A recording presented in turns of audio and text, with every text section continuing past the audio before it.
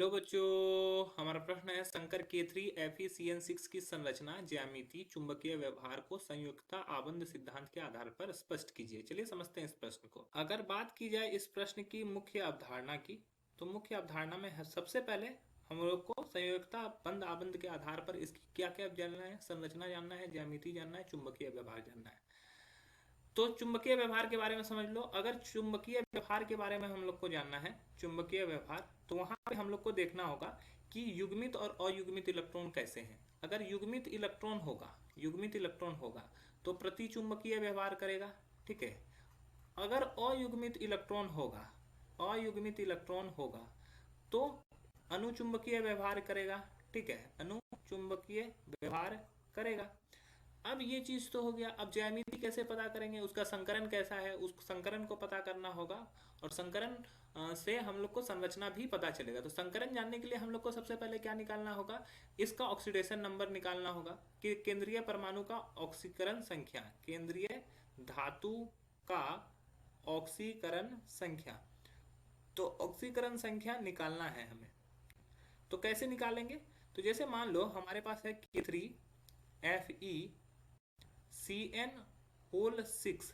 इसको अगर हम ब्रेक करेंगे तो ये क्या बन जाएगा, 3K प्लस में ये ब्रेक कर जाएगा, प्लस FeCN6 3 माइनस में ब्रेक करेगा। अब यहाँ से ऑक्सीडेशन नंबर इसका निकाल लेते हैं। Fe क्या होगा, Fe का ऑक्सीडेशन नंबर क्या मान लो, X मान लेते हैं हम लोग, ठीक है। Fe का ऑक्सीडेशन नंबर हम लोग X मान लेते हैं। तो x प्लस Cn का होता है -1 इंटू 6, और इन सभी का योग कितना हो जाएगा, -3 हो जाएगा, क्योंकि -3 चार्ज है इस पे। x का वैल्यू यहाँ से निकालेंगे, -3 प्लस 6, x का वैल्यू कितना आ रहा है, +6 आ रहा है। तो Fe3 प्लस में रह रहा है।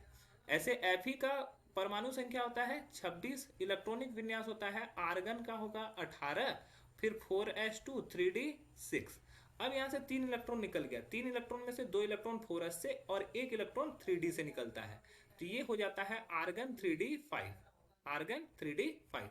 अब ये 3d5 का इलेक्ट्रॉन किस प्रकार से रहते हैं, 1 2 3 4 5, ठीक है। ये 4s, ये 4p और ये 4d हमारा, ठीक है, इस प्रकार से रहता है। ये हो गया हमारा 3d 4s 4p 4d। 5 electron है, 1 2 3 4 5। अब Cn क्या है, Cn हमारा प्रबल लिगेंड है, प्रबल लिगेंड है। तो प्रबल लिगेंड क्या करेगा, इसको युग्मित करेगा। युग्मित करने के फलस्वरूप क्या होगा, एक यहाँ पे आएगा, यहाँ पे आएगा, इस तरह से युग्मित होगा। तो ये युग्मित होने के फलस्वरूप कैसा दिखने लगेगा, 1 2 3 4 और ये 5। तो ये 1 2 3 4 5 इस तरह से युग्मित होगा।